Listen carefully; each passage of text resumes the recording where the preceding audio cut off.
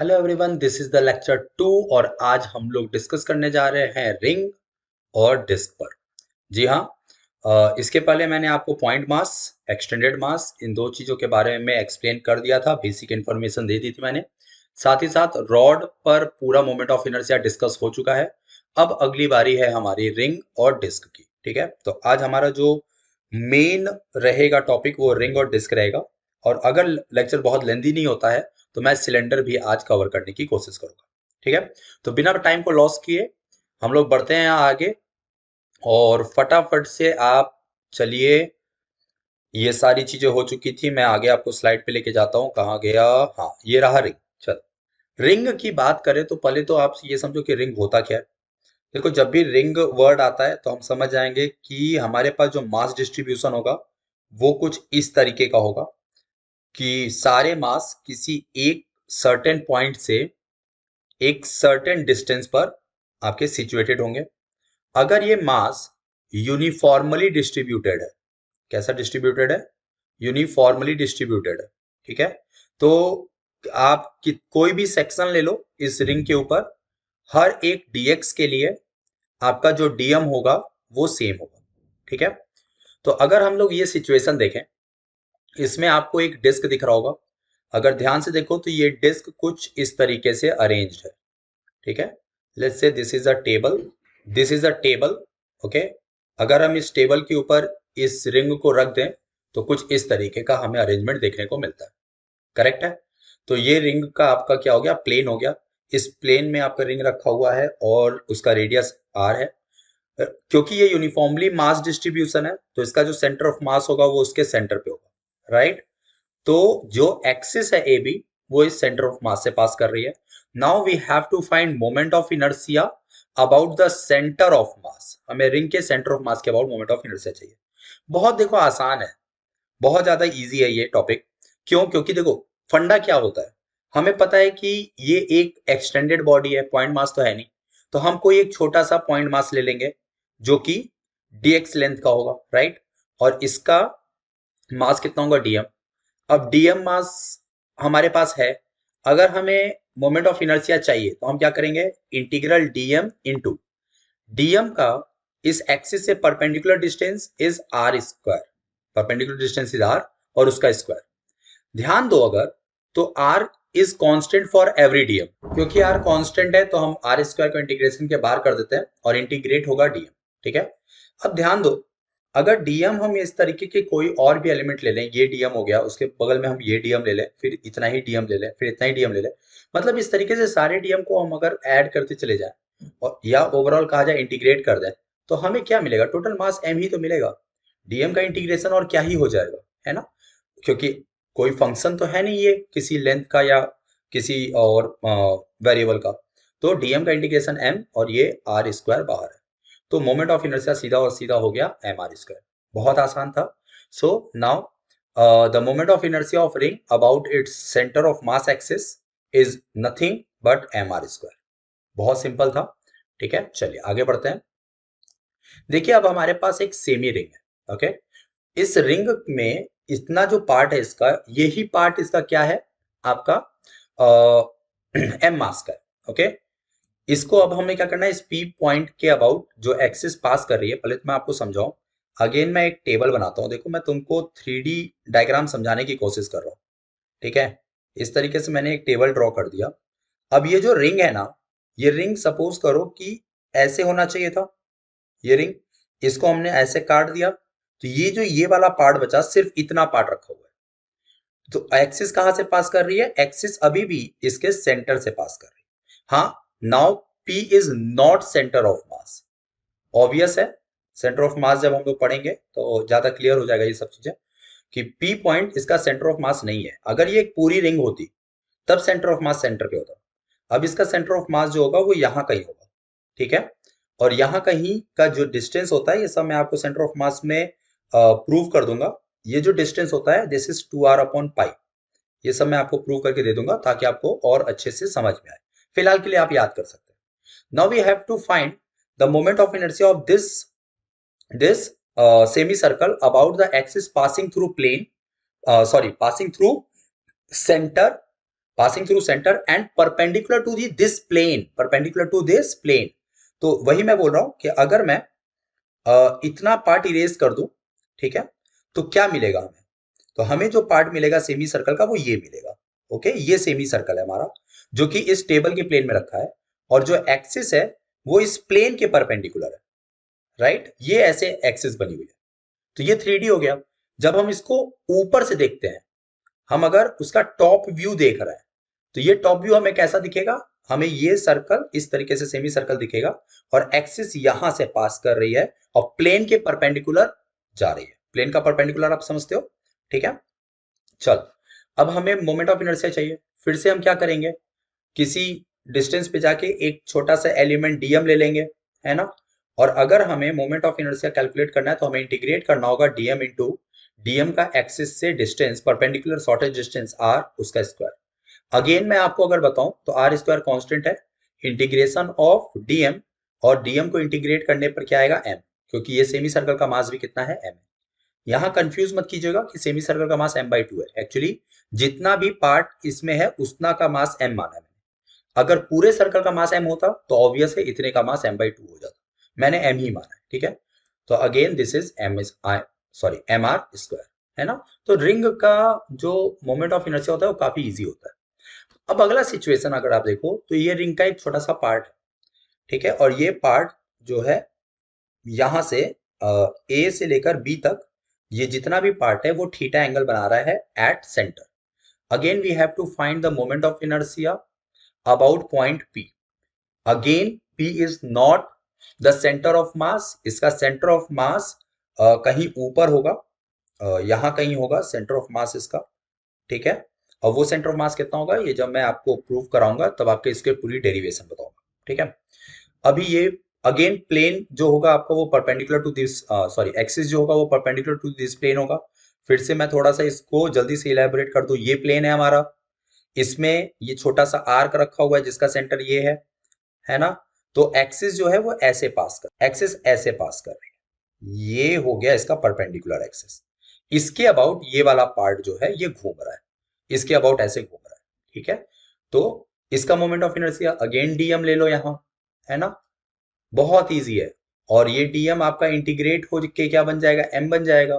तो moment of inertia क्या हो जाएगा? एम आर स्क्वायर, क्योंकि हर एक डीएम आर डिस्टेंस पर ही है, ठीक है? तो रिंग के साथ मोमेंट ऑफ इनर्शिया बहुत इजी होता है।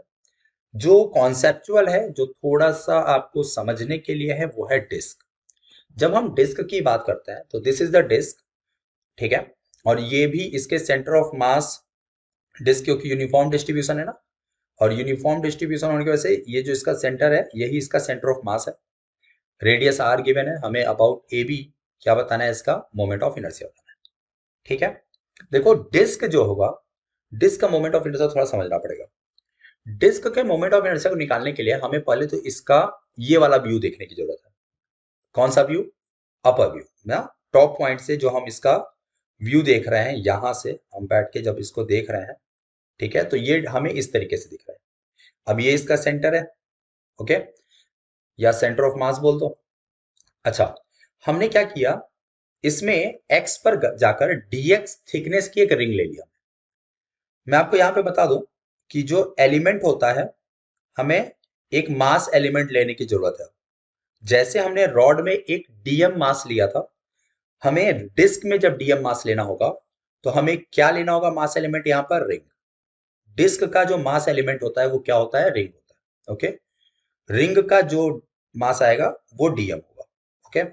अच्छा, तो डीएम क्या है? डीएम इस बार ये जो ब्लैक पार्ट दिख रहा है आपको, ये रिंग है, इस रिंग का मास है, ठीक? जो कि x डिस्टेंस पे जाके dx थिकनेस का रिंग लिया गया है। चलो इस रिंग को ना इस प्लेन से बाहर निकालते हैं।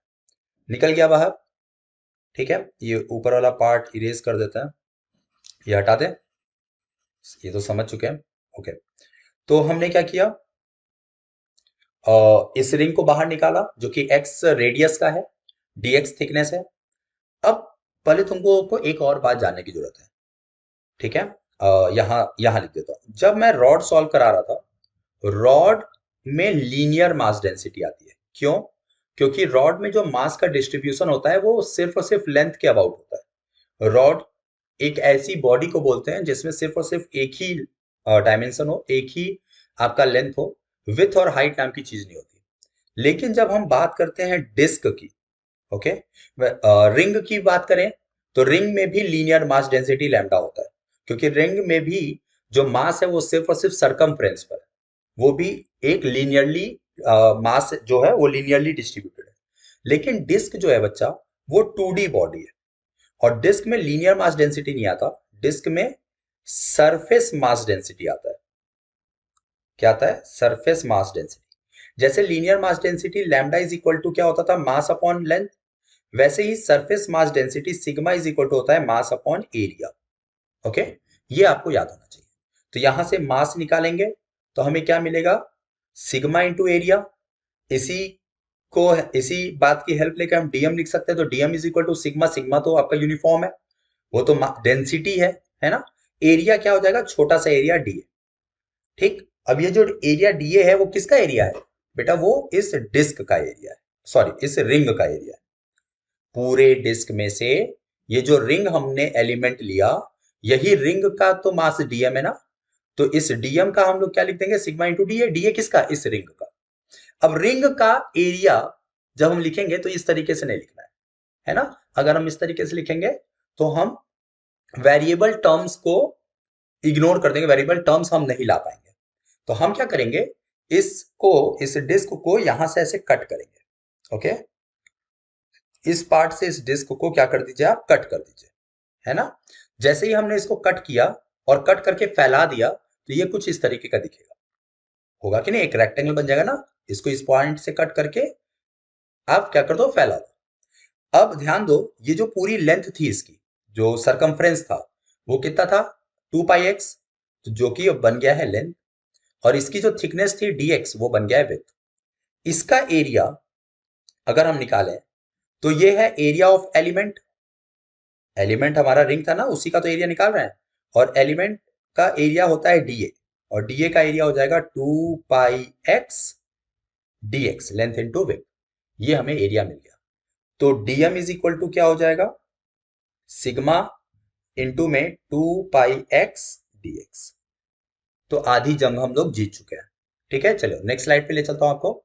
बात करते हैं मोमेंट ऑफ इनर्शिया की। तो अगेन मैं आपको बताऊं कि डीएम इंटू, अच्छा, जब हम डीएम की बात कर रहे हैं तो डीएम जो ये एलिमेंट है, ये आपका डीएम, यहां ध्यान दो राइट साइड, ये कितने डिस्टेंस पे? एक्स डिस्टेंस पे है। कहां से? एक्सिस से। तो हम यहाँ क्या लिखेंगे? DM into x square. DM की वैल्यू क्या निकाला हमने? सिग्मा 2πx dx, और ये है एक्स स्क्वायर, ये इंटीग्रेट होगा। ठीक है, 2 पाई सिग्मा बाहर किया, इंटीग्रेट होगा आपका एक्स क्यूब dx। ठीक है, सही से मल्टीप्लाई करो। अब लिमिट की बात करें तो x क्या था? वापस आ जाओ इसमें। x क्या है भैया? इस एलिमेंट का रेडियस ही तो है, यहां से यहां तक का डिस्टेंस। तो मिनिमम हम लोग x तो कुछ भी ले सकते थे। हम तो एलिमेंट जो है वो, एक सेकेंड, हम लोग जो एलिमेंट ले रहे हैं वो हम ये एलिमेंट भी ले सकते थे, है ना। रुको, येलो नहीं दिख रहा है, रेड ले लेते हैं। हम ये एलिमेंट ले सकते थे, हम ये एक्स ले सकते थे, हम ये एक्स ले सकते थे। बेसिकली जो एक्स है वो रेडियस है, तो मिनिमम हम जो एक्स ले सकते थे वो जीरो ले सकते थे, जीरो रेडियस, और मैक्सिमम हम ले सकते हैं कैपिटल आर, जिस रेडियस का डिस्क है। ठीक है, तो ये हो जाएगा 2 पाई सिग्मा, और इंटीग्रेशन होगा x⁴/4 from 0 to r। Put कर दो अपर लिमिट, क्योंकि लोअर लिमिट 0 है। 2 से 4 कट होगा तो हाफ पाई सिग्मा, 2 से 4 कट किया और r⁴ ये हुआ। अच्छा, as we know m is equal to sigma into A होता है ना, तभी तो डीएम लिखे थे हम लोग। क्या लिखे थे? Dm is equal to sigma into d A. खैर, फिलहाल इसकी बात करूं मैं, टोटल मास m है तो उसको सिग्मा लिख सकते हैं, और टोटल एरिया कितना है? Pi r square.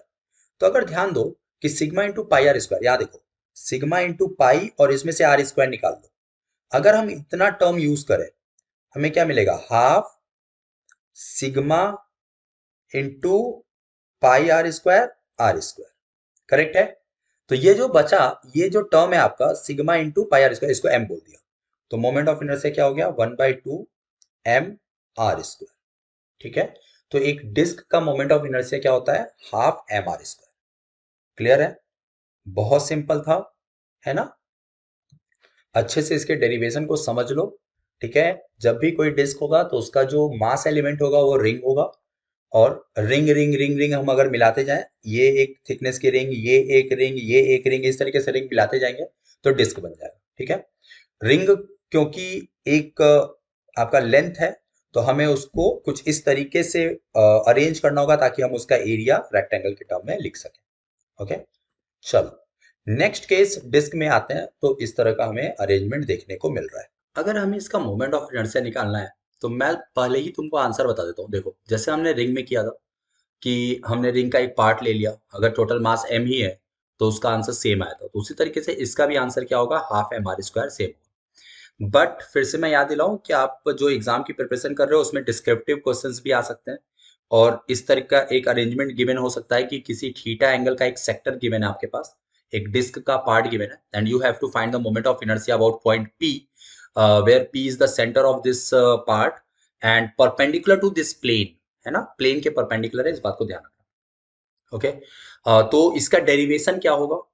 ठीक, तो इसके लिए करते क्या है, फिर से वही, क्योंकि एक्सटेंडेड बॉडी है तो हमें एक एलिमेंट लेना होगा। एलिमेंट हम कैसा लेंगे, एक आर्क लेंगे, है ना, इस टाइप का एलिमेंट हम लेंगे। इस एलिमेंट को देखो, तो ये एलिमेंट का जो रेडियस है वो x है और थिकनेस है dx।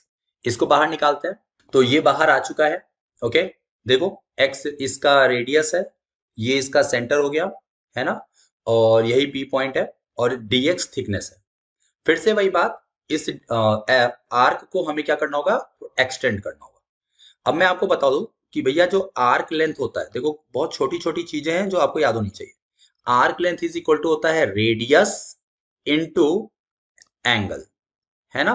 तो ये जो आर्क की लेंथ है, ये लेंथ की जरूरत थी, तो हमने रेडियस x ले लिया, एंगल थीटा, तो आर्क लेंथ क्या बन गया हमारा, x थीटा। ठीक है, और विड्थ कितनी है, dx है। तो इसका एरिया क्या हो जाएगा, एरिया ऑफ एलिमेंट, भाई इसको एलिमेंट ही तो बोलेंगे, हमने छोटा सा ये पार्ट ही तो लिया है इस सेक्टर का, तो एरिया ऑफ एलिमेंट डीए से रिप्रेजेंट होगा, और ये होगा लेंथ इनटू विड्थ, जो कि हो जाएगा x थीटा dx। क्लियर है। अगेन बात करते हैं dm की।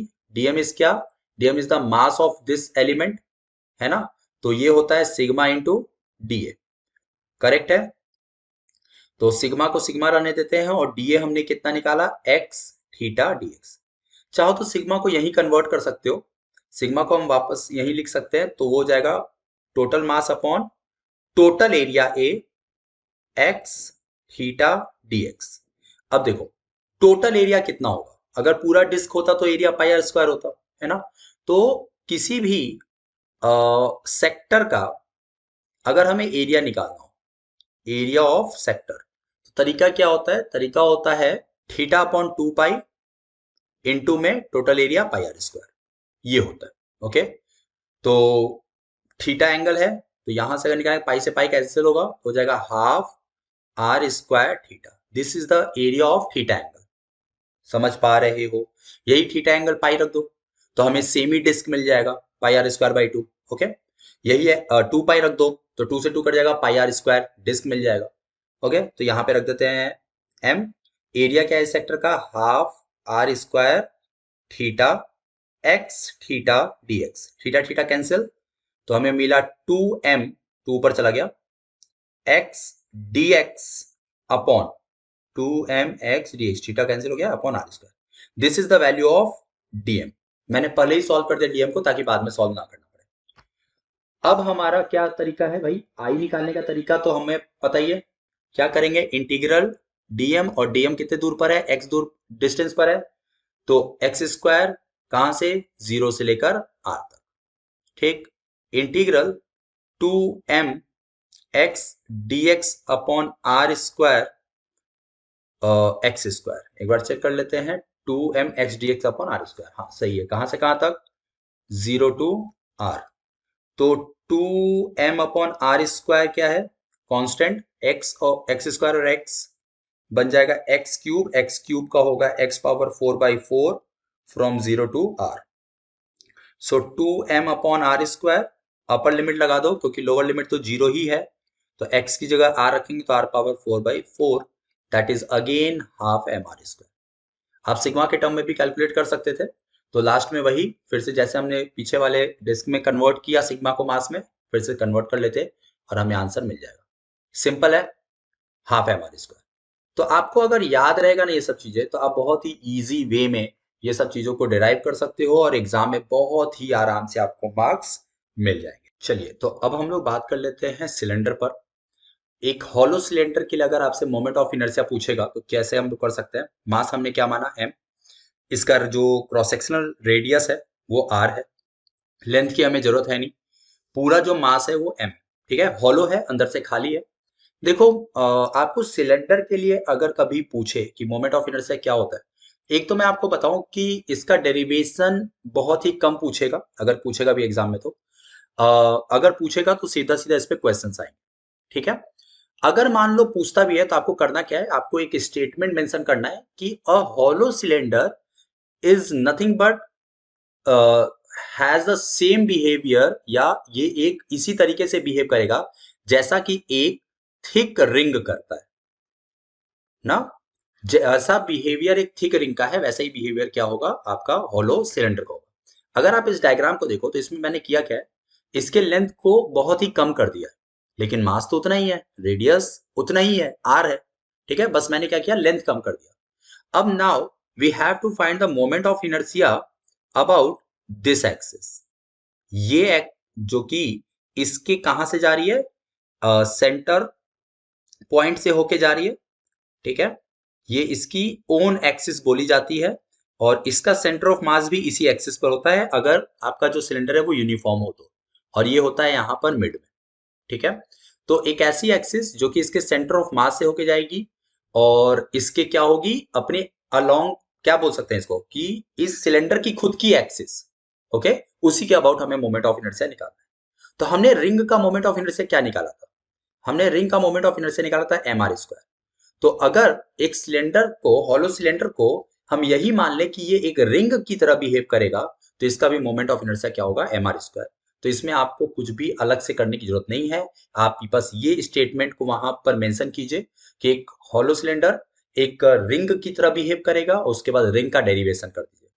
सेम वे में एक सॉलिड सिलेंडर अगर हम इसको ले लें और इसका मास m है, तो ये बिहेव करेगा एक सॉलिड किसकी तरह, डिस्क की तरह। ओके, फिर से याद रखेंगे, अगर हम हॉलो सिलेंडर की बात करते हैं तो हॉलो सिलेंडर बिहेव करता है रिंग की तरह, ये उसी तरह फॉर्म करेगा, और सॉलिड सिलेंडर का जो फॉर्मेशन होगा वो डिस्क के अकॉर्डिंग होगा।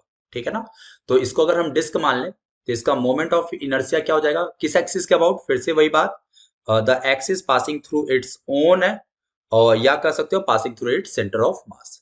तो ये होता है हाफ एम आर स्क्वायर। ठीक है, तो याद रखना है डिस्क का moment of inertia about centre of mass axis and perpendicular to the plane क्या होता है, हाफ एम आर स्क्वायर। ठीक है, तो आई होप कि आपको जो मैंने आज टॉपिक्स बताए, क्या क्या बताया आज मैंने, रिंग, डिस्क, सारे केसेस बता दिए मैंने, उसके बाद हॉलो सिलेंडर, सॉलिड सिलेंडर, ये सारी चीज अच्छे से समझ में आई होंगी। इस पे जब हम न्यूमेरिकल करेंगे तो इन सभी डेटा का यूज करेंगे, तो आप अच्छे से याद कीजिए। जो सब्जेक्टिव वाला आपका पेपर होने वाला है, सब्जेक्टिव नेचर के जो क्वेश्चंस आएंगे उसमें आपसे किसी भी मोमेंट ऑफ इनर्शिया का डेरिवेशन पूछ सकता है, तो बहुत ही बारीकी से सीखिए। आई होप कि मैंने आपको अच्छे से सिखाया होगा। कोई भी सजेशन हो तो आप मुझे कमेंट बॉक्स में बता सकते हैं। ठीक है, मिलते हैं इसी टाइप के और भी टॉपिक्स और लेक्चर के साथ। आज के लिए इतना ही, थैंक यू सो मच।